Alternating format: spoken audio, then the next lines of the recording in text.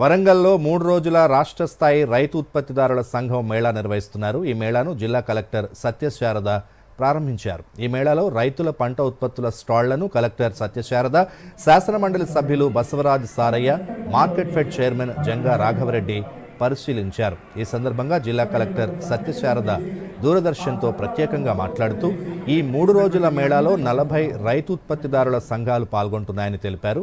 ఉత్పత్తుల్ని నేరుగా విక్రయించడంతో పాటు ఆయా పంటలపై అవగాహన కల్పిస్తున్నారని తెలిపారు.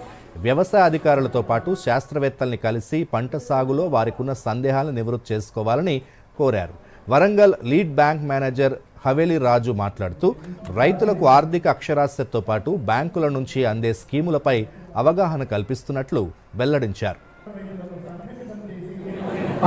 Government of India then farmer consortium and రాష్ట్ర వ్యవసాయ శాఖ ద్వారా ఏర్పాటు చేసిన ఇది ఎఫ్పిఓ మేళా వరంగల్ జిల్లాలో ఏర్పాటు చేయడం జరిగింది. సో ఈ ఎఫ్పిఓ మేళాలో 40 మంది ఎఫ్పిఓస్ ఇక్కడ పార్టిసిపేట్ చేస్తున్నారు. వేరియస్ స్టాల్స్ పెడుతున్నారు.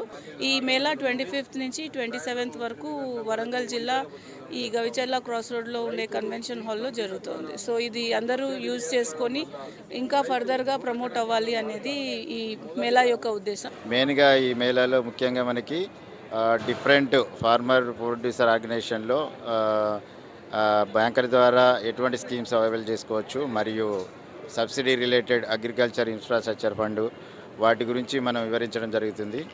ఈ కార్యక్రమంలో రైతులందరూ కూడా పాల్గొని ప్రతి ఒక్కరు ఈ 3 days పాల్గొని వాళ్ళ బ్యాంకుకి రిలేటెడ్ క్వశ్చన్స్ కానీ ఎటువంటి ఉంటాయో అవి ఏ విధంగా లోన్ అవైలబుల్ చేసుకోవచ్చో వాటిని అన్నీ కూడా క్లారిఫై చేసుకోవాలని కోరుచున్నాము. ఇది మాకు సెంట్రల్ గవర్నమెంట్ నుంచి వచ్చిన స్కీమ్ ఇది. సో దీని ద్వారా మాకు 1 లక్ష రూపాయలు అడ్వాన్స్ అమౌంట్ పెట్టుకొని డ్రోన్ ఇవ్వడం జరిగింది. 350 రూపాయలు మేము ఒక రైతుకి ఎకరం పిచికారి చేయడం జరుగుతుంది. అందులో మేము నానో యూరియా, నానో డిఏపి కలిపి పిచికారి చేయడం జరుగుతున్నది. సో ఎందుకనగా రైతులకు శ్రమ మరియు ఖర్చు అనేది తగ్గుతుంది. నెక్స్ట్ నేల కాలుష్యం అనేది తగ్గించడానికి మెయిన్గా ఇఫ్కో కంపెనీ నుంచి మేము నానో యూరియా సప్లై చేయడం జరుగుతుంది.